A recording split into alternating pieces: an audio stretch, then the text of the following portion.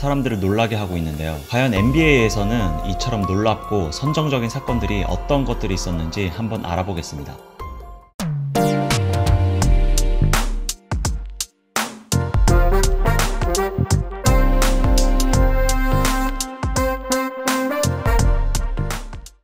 일단 좀 약한 것부터 시작해보자면 첫 번째 사건은 2011년 플레이오프로 거슬러 올라갑니다. 당시 전 시즌 챔피언이었던 레이커스는 3핏을 달성하기 위해서 달려가고 있었는데요. 플레이오프도 두 번째 시드로 올라가면서 나름 3번 연속 우승을 할 수 있는 전력이라는 평가를 받고 있었는데 달라스와 맞붙은 세마이 컨퍼런스 파이널에서 정말 터무니없게 스윕을 당하면서 탈락을 하게 됩니다. 물론 다들 아시다시피 그 시즌이 덜크 노비스키의 인생 시즌이었지만 레이커스가 한 번도 못 이길 정도가 절대 아니었거든요. 저도 기억하는 게 당시 레이커스가 이길 거라는 평이 더 많았습니다. 근데 터무니없게 레이커스가 4경기 연속 발리고 탈락을 하게 된 거였습니다. 그러면서 이제 한간에 레이커스 내부에 문제가 있다는 소문이 나오더니 매버릭스와 했던 시리즈 동안 라커룸에서 선수들끼리 주먹 싸움까지 있었다는 보도가 나옵니다. 그러면서 터진 소문이 당시 파워가솔의 약혼녀였던 실비아 로페즈 캐스트로와 레이커스 팀 동료였던 셰넌 브라운이 바람을 폈다는 내용이었습니다. 그 내용의 디테일을 좀 살펴보자면 코비 브라이언트가 자기 와이프인 베네사한테 파워가솔이 약혼녀 놔두고 여기저기서 바람을 피고 다닌다는 식으로 얘기를 했나봐요. 그리고 그거를 코비 와이프가 실비아한테 야 너 약혼남 바람 피고 다닌대 라고 전했나봐요. 그래서 이 두 여자가 이제 싸움이 난 거였습니다. 그리고 그 싸움 후에 코비 와이프가 화가 나서 실비아의 비밀을 다 폭로하겠다면서 실비아가 다른 레이커스 선수들과 부적절한 관계고 특히 셰넌 브라운과는 여러 번 잠자리를 가졌다고 폭로를 해버린 겁니다. 그것도 그 시즌 도중에. 그리고 이 소문이 결국 플레이오프 시작쯤에 파워가슬의 귀에 들어가게 되고 라커룸에서는 이제 셰넌 브라운과 주먹 다짐으로 이어지게 된 거죠. 그렇게 팀의 케미는 무너지게 되면서 이제 3번 연속 우승이라는 대업적으로 이룰 수 있었던 레이커스는 홈코트 어드밴티지가 있었음에도 불구하고 달라스에게 4번 연속 패배하면서 시즌을 마무리하게 됩니다. 이후 파워가솔과 실비아는 헤어지게 되었고 셰넌 브라운은 이제 트레이드 되었으며 파워가솔은 그 결혼 실패 후에 아직까지 총각으로 남아 있습니다.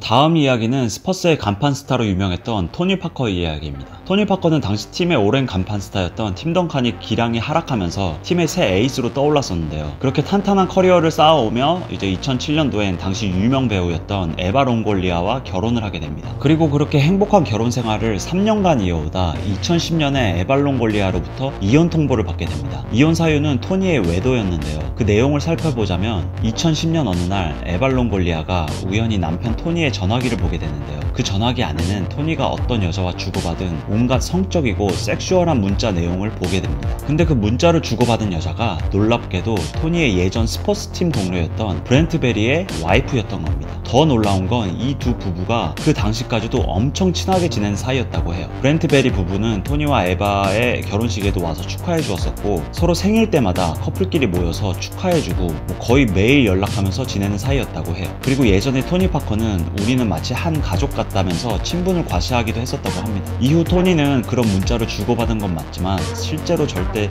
신체적인 관계는 없었다면서 부인하였지만 결국 에바 롱골리아에게선 이혼을 당하고 브렌트 베리 부부도 결국 이혼을 하게 됩니다. 그리고 이런 선수들의 사생활에도 신경을 많이 쓰던 스퍼스 감독이었던 포포비치도 이 얘기를 듣고 너무 화가 나서 토니 파커를 트레이드 해버리겠다고 했지만 이 사건이 터지기 바로 일주일 전 토니 파커는 팀과 4년간 500억 재계약을 맺었었고 포포비치는 이 계약만 아니었으면 바로 트레이드 시켰을 거라고 얘기했다고 합니다. 하지만 이후에 토니 파커는 다행히 농구에만 몰입하면서 결국 2014년 팀이 우승하는 데 큰 기여를 하게 되었습니다.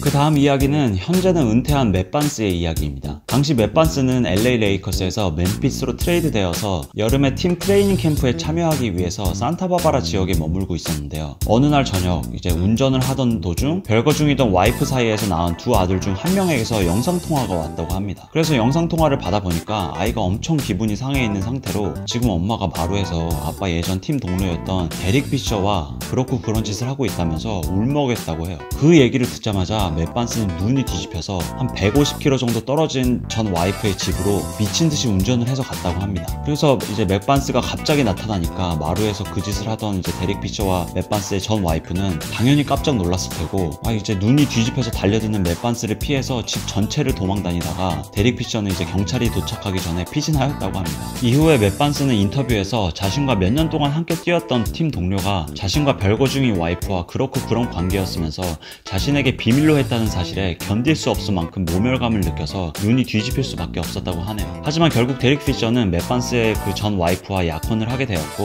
지금은 맷 반스와도 오해를 풀고 쿨한 사이로 남게 되었다고 합니다. 다음 이야기는 여러분들도 잘 아시는 역대 최고급 포인트가 되었던 스티브 내시의 가슴 아픈 사연입니다. 피닉스에서 간판 스타로서 정말 잘 나가던 스티브 내시는 2005년 4년 동안 사귀던 여자친구와 드디어 결혼을 하게 됩니다. 그리고 슬아의 쌍둥이 딸을 낳고 알콩달콩 잘 살던 중 2010년에 셋째인 아들을 또 낳게 돼요. 근데 이 아들을 낳자마자 바로 다음날 스티브 내시는 이혼 신청을 냅니다. 이유는 바로 낳은 아들이 흑인이었던 거예요. 내시도 캐나다 출신의 백인이었고 와이프도 백인인데 아들은 흑인이었던 겁니다. 이 반전 사건의 내막을 보자면 스티브 내시의 아들이 탄생하기 몇 개월 전부터 스티브 내시의 와이프가 스티브 내시의 팀이었던 피닉스 선즈 선수들과 부적절한 관계를 맺고 다닌다는 루머가 퍼져 있던 상황이었다고 합니다. 그래서 흑인 아들이 태어나자마자 팀 동료들 중 누군가와 불륜으로 태어난 거다라는 루머가 퍼지고 처음으로 의심받았던 선수는 리안드로 발보사였다고 해요. 근데 그렇게 아이 아빠에 대한 소문들이 퍼지던 중 피닉스 선즈가 갑자기 팀에서 주요 득점 선수였던 제이슨 리차드슨을 트레이드해버립니다. 아무런 이유 없이. 이제 그렇게 사람들은 숨겨졌던 아이의 아빠를 찾게 되었고 스티브 내시는 내 거인 듯 내 거 아닌 내 거 같은 그 아들이 태어나자마자 이혼을 하게 되면서 씁쓸한 상황을 견뎌야 했다고 합니다. 그리고 마지막 이야기는 현역 최고의 선수 르브론 제임스의 이거는 뭐라고 설명해야 할지도 모르겠는 그런 사연입니다. 일단 당시 상황은 르브론이 마이애미로 떠나기 전 클리블랜드에서 마지막 시즌을 보내던 2010년이었습니다. 당시 이제 르브론이 클리블랜드에서 계약이 다 끝나가는 상황에서 우승을 하느냐 못하느냐에 온 관심이 쏠려있던 그런 상황이었습니다. 근데 그때 갑자기 이상한 소문이 퍼져요. 팀 동료였던 들란트 웨스트가 르브론 제임스의 엄마와 내연 관계다 라는 소문이 리그 안팎으로 퍼지기 시작한 거예요. 처음엔 길거리나 인터넷에서만 얘기가 나오더니 갑자기 라디오 같은 공식 매체에서도 얘기가 나오고 예전 NBA 선수이자 휴스턴 로켓츠 해설자로 활동하던 케빈 머피가 어느 라디오 방송에서 그 소문은 확실한 사실이다 라고 얘기를 하면서 소문은 더욱더 커지기 시작합니다. 그리고 그 소문은 당연히 르브론 제임스의 귀에도 들어가게 되었는데 하필이면 르브론이 그 소문을 듣게 된 게 당시 플레이오프에서 보스턴과 붙기 바로 직전이었다고 해요. 그리고 르브론은 보스턴을 상대로 기대 이하의 성적을 보여주면서 결국 팀은 탈락하게 되었고 팀은 르브론이 팔꿈치 부상이 있었다고 해명을 했지만 사람들은 당연히 자기 엄마가 자기 팀 동료와 사귄다는 소문에 충격을 받아서 그런 거라고 생각을 했다고 합니다. 그 후에 르브론은 팀을 떠나서 마이애미로 가게 되었고 들란테는 그 이후 아들을 낳게 되었는데 그 아들의 이름을 자신의 이름을 따서 들란테 주니어라고 지으려고 했다가 말았다고 해요. 그 이후로는 나중에 아들이 학교에서 야 니네 아빠 르브론 제임스 엄마랑 사귀었다면서? 라고 친구들한테 놀림을 받을까봐 두려워서 였다고 합니다.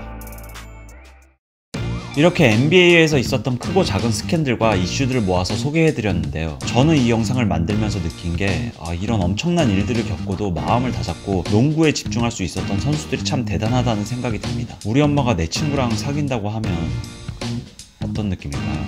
저는 상상도 안 되는